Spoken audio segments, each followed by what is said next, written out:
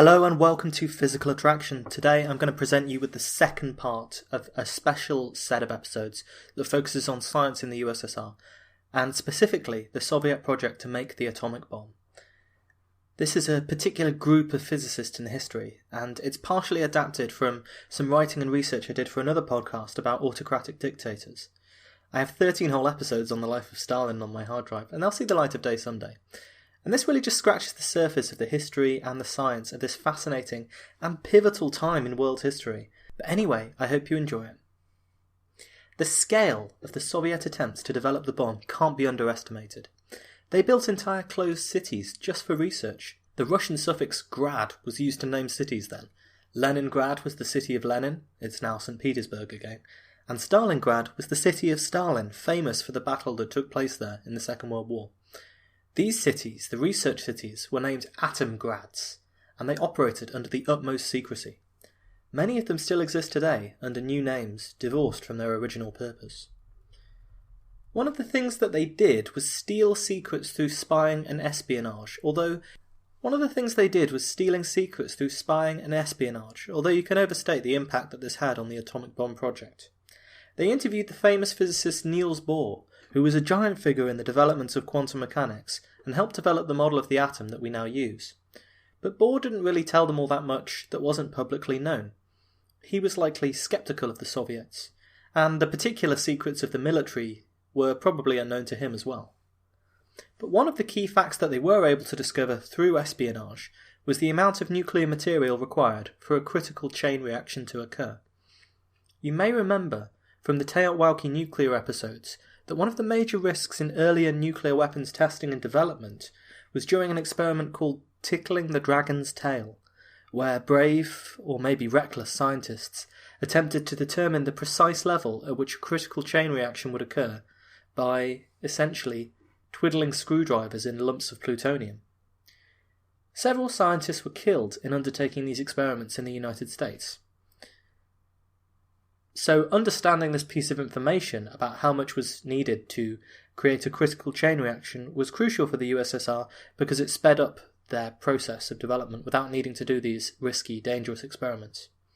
But you can, however, make too much of a deal out of espionage and the stealing of secrets. The basic physics was out there, that was known to everyone. Specific aspects of the design were the classified things that were kept secret. Many scholars seem to suggest that without the stolen secrets, it might have delayed the Soviets by a year or two, but it seems clear to me that they would have got there in the end.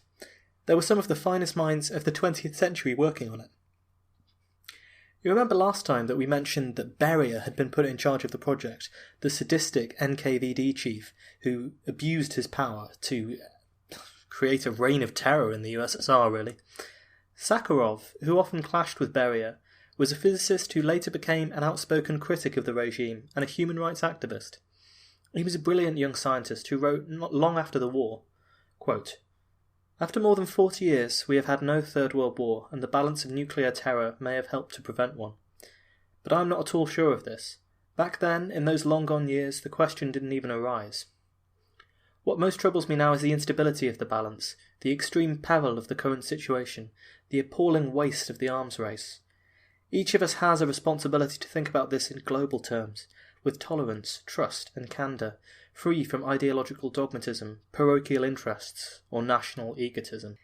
It has to be remembered that when the nuclear age was first ushered in, it was a quite incredible moment for history.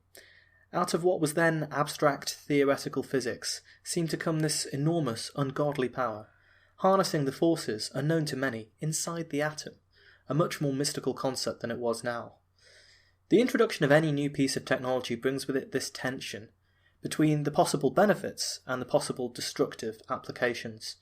We've discussed this on previous shows. Maybe artificial intelligence in our modern era is an equivalent development. For every individual who says it's brilliant and will change the world for better, there are skeptics who see it being used for our destruction. Similarly, at the dawn of the nuclear era, for everyone who saw atoms for peace, in the words of Eisenhower, there were those who saw atoms as a tool of only war. Sakharov was one of the two Russian scientists who designed the tokamak, which has been the major design for a nuclear fusion reactor, and indeed we're still building tokamaks today. They knew that nuclear fusion represented a near boundless supply of energy that could be harnessed for the benefit of the whole human race. Sadly, the tokamak proved much more difficult to build in reality than they might have thought at the time, but it's clear that Sakharov knew that his genius, and physics in general, could be used for good as well as evil. The science, after all, is neutral. It's the people who exploit it that make the morally questionable decisions. Yet Sakharov was also instrumental in constructing the most explosive bomb that was ever detonated. Tsar Bomba, tested by the Soviets in the 1950s, was the largest hydrogen bomb ever built in terms of explosive yield. So we are a physics show, let's explain a little of the physics of nuclear bombs. A-bombs, atomic bombs, or fission bombs, they're all the same thing. They work in the following way. You have a big bunch of uranium or plutonium. I'll just talk about uranium for now. Uranium has two isotopes, U-238, which is pretty stable, and U-235, which is pretty unstable.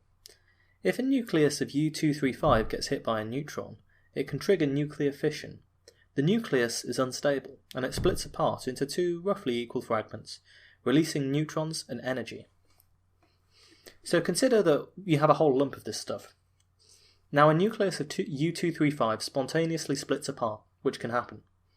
Some of the neutrons produced will escape the lump entirely, others will hit U-238 and they'll be absorbed, and some more will hit U-235 nuclei, and when they hit those, they destabilise them and cause them to split. So you can imagine a situation where you have highly enriched uranium with lots of U-235, where you can have each nuclear fission, on average, releasing one neutron that is absorbed by a U-235, and causes that nucleus to split. In other words, each fission causes, on average, one other fission, and so the rate of fission is constant. That's how nuclear power plants work. Effectively, they have control rods that you can dip in and out, and these control rods absorb a certain amount of neutrons. So by pulling the rods out, you can absorb fewer neutrons and cause more fission to happen. So what you do is, you lift the rod out a certain way, you let the pile heat up. Once it's producing a nice glow of heat, you put the rods down so that the overall reaction rate is constant, at which point you'll have a constant rate of fission, constant rate of energy release, and theoretically your sample will glow at a constant temperature. That temperature then turns into steam, it heats water which turns into steam, turns turbines, generates electricity in the normal way. But if your sample is too enriched, if it's big enough that that's not how neutrons escape, or if the control rods in your power plant are accidentally removed, as happened in Chernobyl, you can have more than one neutron escaping on average and causing another fission, which means that the rate of reaction will grow exponentially. At first, you might have 10 reactions a second, but soon enough you'll have hundreds, thousands, millions, billions, releasing colossal amounts of energy in a nuclear explosion. Typically, a nuclear fission weapon triggers a chain reaction by explosively compressing a big lump of uranium or plutonium.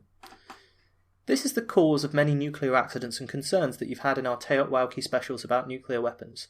They actually have very sensitive explosives inside them, which in the early days at least, could be detonated by dropping the bombs on the ground.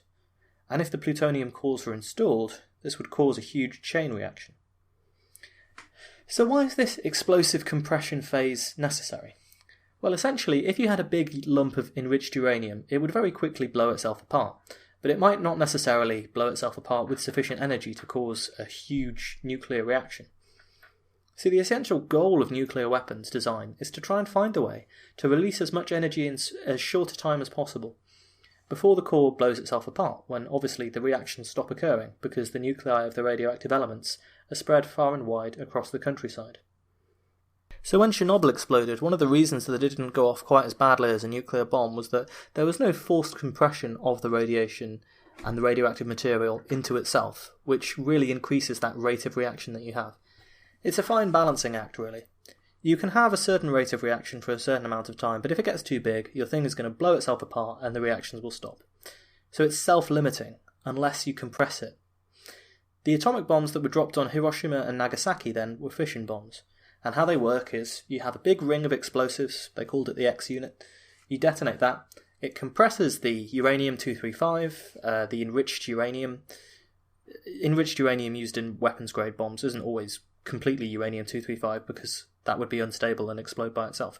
There's a certain amount that means it's vulnerable to being compressed and exploding in this way. So once you've detonated the conventional explosives, it compresses the uranium core, and that blows up in a chain reaction. Those were the bombs that were dropped on Hiroshima and Nagasaki, so the only fission bombs, the only atomic bombs that have ever been used against civilian populations were fission bombs. But very soon, they developed thermonuclear weapons, which are different. These are called hydrogen bombs sometimes as well, H-bombs, and they work in a slightly different way. The main source of energy for these bombs is actually nuclear fusion. Remember that heavy elements can release energy by splitting apart, but light elements can release far more energy by being fused together. But this requires a lot of energy input in order to work. So in thermonuclear weapons, there is a primary fission bomb that releases a vast amount of energy and X-rays. But this then compresses a different fuel, a light element like lithium or an isotope of hydrogen like deuterium. So you have two stages. First, the conventional explosives compress the fission fuel. Then, the detonation from that reaction compresses the fusion fuel. So you have way more compression, and you have a more energetic reaction. Instead of being caused by conventional weapons, the final nuclear fusion detonation is compressed by a fission explosion itself. So, in a way, the method of using a traditional fission bomb, a normal atomic bomb, is actually just the compression stage for a fusion explosion. The result is that hydrogen bombs are far more powerful. There's a far more energetic reaction from that fusion fuel. The first H-bomb was about 1,000 times as powerful as the first A-bomb, and Sakharov's bomb was even more powerful. Sakharov realised that in order to cause the explosion of one side of the fuel to symmetrically compress the fusion fuel, a mirror could be used to reflect the radiation. Radiation plus mirror was far more symmetric than any design of conventional explosives. The details had not been officially declassified in Russia when Sakharov was writing his memoirs, but in the Teller Ulam design, soft X-rays emitted by the fission bomb were focused onto a cylinder of lithium deuteride to compress it symmetrically. This is called radiation implosion. The Teller Ulam design also had a secondary fission device inside the fusion cylinder to assist with the compression of the fusion fuel and generate neutrons, which converted some of the lithium into tritium, producing a mixture of deuterium and tritium, which made the bomb even more powerful. Sakharov's idea was first tested as the bomb RDS-37 in 1955, but there was this large variation, which was the 50 megaton Tsar Bomba of October 1961, the most powerful nuclear device, the most powerful explosive ever detonated. Tsar Bomba, which in Russian does indeed mean Emperor Bomb, could be seen from 1,000 kilometres away. Its mushroom cloud rose 64 kilometres straight up into the air, and a village that was 55 kilometres away was completely destroyed. This is the equivalent for Brits of a bomb dropped on Big Ben obliterating Gatwick Airport, or for you Americans, if you dropped it on Manhattan, it would destroy half of Long Island. There are tools online that let you draw a 55-kilometre radius on maps. I spent a lot of time actually drawing this on various different places to see how big that is, so that will give you an idea of the sheer rate of destructive power of these bombs. So this was a 50 megaton bomb. The Hiroshima bomb was around 15 kilotons, so this bomb is around 3,000 times as powerful. In all honesty, Tsar Bomba is basically overkill. No one has ever tried to develop a single bigger nuclear weapon than this because it's just not necessary. If you have a bomb of around 800 kilotons, which is around a megaton, it obliterates everything in a 9-mile radius. That is Manhattan. That is London. Go and draw a 9-mile radius on the city of your choice. You don't need anything bigger. Sakharov's bomb is overkill. And yet this man, whose genius helped him to develop the most powerful bomb ever detonated, later became an outspoken critic of the USSR who won the Nobel Peace Prize. Sakharov later described that it took years for him to understand how much substitution, deceit, and a lack of correspondence with reality there was in the Soviet ideals. He said, quote, "At first I thought, despite everything that I saw with my own eyes, that the Soviet state was a breakthrough into the future, a kind of prototype for all countries. Then he came, in his words, to the theory of symmetry. All governments and regimes, to a first approximation, are bad. All peoples are oppressed, and all are threatened by common dangers." End quote. Incidentally, you might be interested to think about, if you can generate fusion reactions through an explosive compression, instead of having a tokamak which contains plasma for fusion, Couldn't you explosively detonate a capsule, say, with fusion fuel in it, and harness the energy? Harness the energy of a thermonuclear bomb? Well, people have tried, and we'll discuss that in our episodes on fusion. Back to the USSR, as the Beatles said. Other physicists, like Landau, were persecuted by the regime. Landau was one of those towering, isolated geniuses that you tend to find in science just on occasion. Almost otherworldly figures that I think mystify the rest of us. I read a great article on him in Scientific American which used the phrase detached from the humdrum of everyday existence, which is, the physics dream, isn't it? Most of his major theoretical work was in the theory that's called condensed matter physics, which is less sexy than astrophysics, but in some ways far more important, as it tries to explain complex phenomena like magnetism, superconductivity, and generally just the vast array of different states that matter can have. Having your forces of gravity, electromagnetism, and the strong and weak nuclear forces, well, it's all very well to have these nice theoretical equations, but actually working out how stuff behaves is in many ways far more complex. It's said that when Landau ran the Landau School in Kharkov, his entrance exam, referred to as the theoretical minimum, was only ever passed by 43 students across nearly 3 decades. And that's the minimum. Many of those students would go on to be famous physicists. Landau is likely famous amongst physicists, especially graduate students, for his epic series of physics textbooks, which are simply called Landau and Lifshitz. They are not easy reading, but across 10 volumes and thousands of pages, they illuminate in incredible depth and detail many aspects and problems in theoretical physics. Some of the most difficult and rewarding things I ever learned in physics, including a stunning proof of basically Newton's laws and classical mechanics, simply from the fact that space is the same in all directions, came from these books. In some ways, Landauschitz, as it's affectionately known, as well as being an awe-inspiring body of work, is kind of a perfect representation of the contradictory Soviet attitude towards science. Landau and Lifshitz were awarded the Lenin Prize in the 1960s for the works, but it's said that Landau came up with most of the actual content when he was languishing in an NKVD jail cell in the 1930s. Many of the people that Stalin was relying on to build his bomb had been persecuted by the regime for being intellectuals and free thinkers years before. He was there, in that NKVD cell, because he owned a pamphlet containing a rare denunciation of Stalin. It was produced by a group called the Anti-Fascist Workers' Party. It's funny how these words go around and come back around again, isn't it? It said, quote, "Comrades, the great cause of the October Revolution has been evilly betrayed. Millions of innocent people are thrown in prison, and no one knows when his own turn will be. Don't you see, comrades, that Stalin's clique accomplished a fascist coup? Socialism remains only on the pages of the newspapers that are terminally wrapped in lies. Stalin, with his rabid hatred of genuine socialism, has become like Hitler and Mussolini. To save his power, Stalin destroys the country and makes it an easy prey for the beastly German fascism." End quote. And in many ways the writers had a point. Stalin did betray a lot of the ideals of the October Revolution, and in his purges of the army he rendered the whole system far, far weaker and more rigid, and may have contributed to the initial disaster of Hitler's invasion in 1941. But for more on that, I guess you'll have to listen to the Autocrat show. Merely having a copy of this pamphlet, which it was obvious to anyone who saw through the socialist propaganda of the Soviet Union was terribly true, that was enough to ensure that Landau was arrested and tortured. Like so many others in the Soviet era, Landau was forced to sign a confession to being a counter-revolutionary, part of some vast imagined plot to overthrow the state. And he might have died in that cell. He would not have been the only intelligent person to be cruelly snuffed out by the NKVD. But Landau had a friend on the outside, Kapitsa, a scientist who was on favourable terms with the government and frequently wrote letters to the Kremlin. Quoting from the Scientific American article written by Gennady Gorelek, quote, "After 2 years of carnage, Stalin had achieved his purpose, to destroy all rivals, real and imaginary.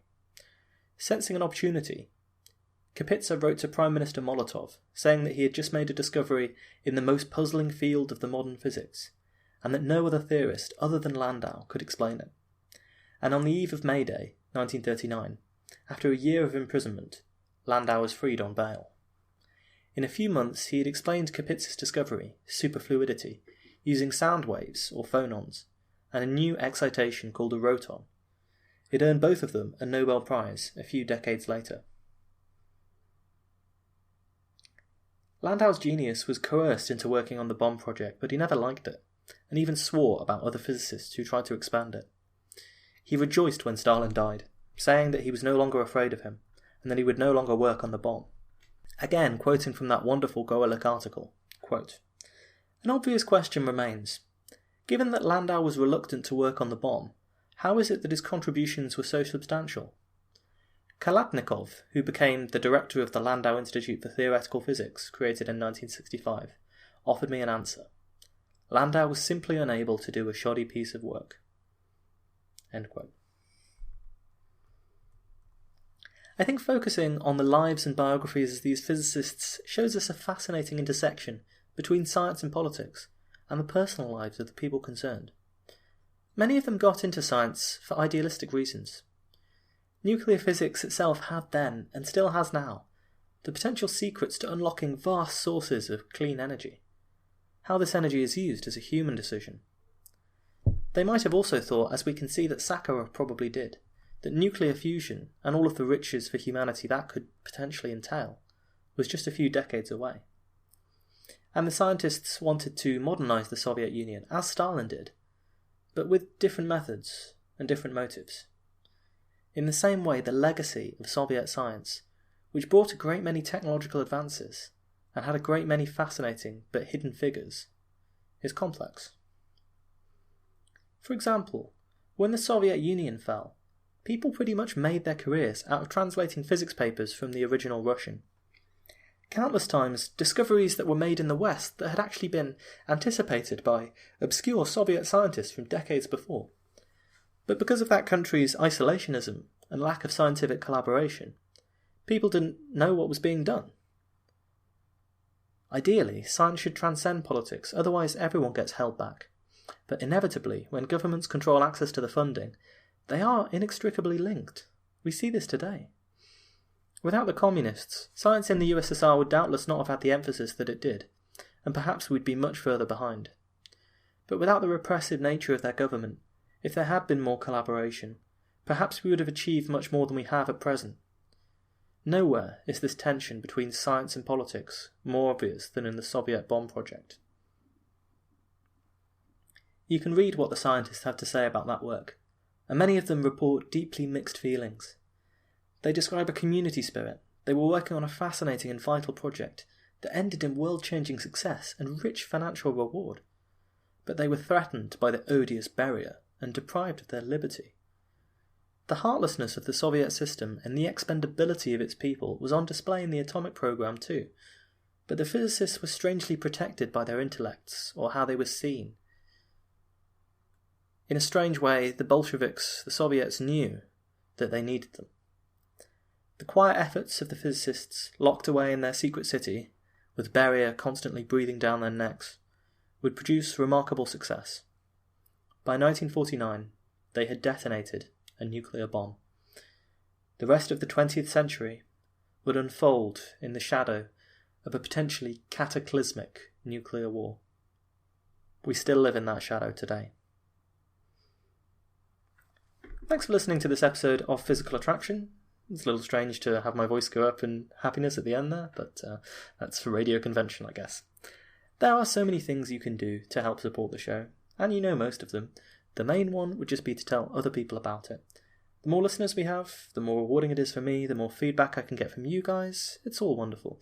And you want to share this glorious, wonderful show with as many people as possible, I'm sure. Other than that, you can go onto the website at www.physicspodcast.com, where you can contact us via the contact form. You can donate to us via the donation button. There's all sorts of things you can do, and anything you send us, I will read. Until next time, stay safe.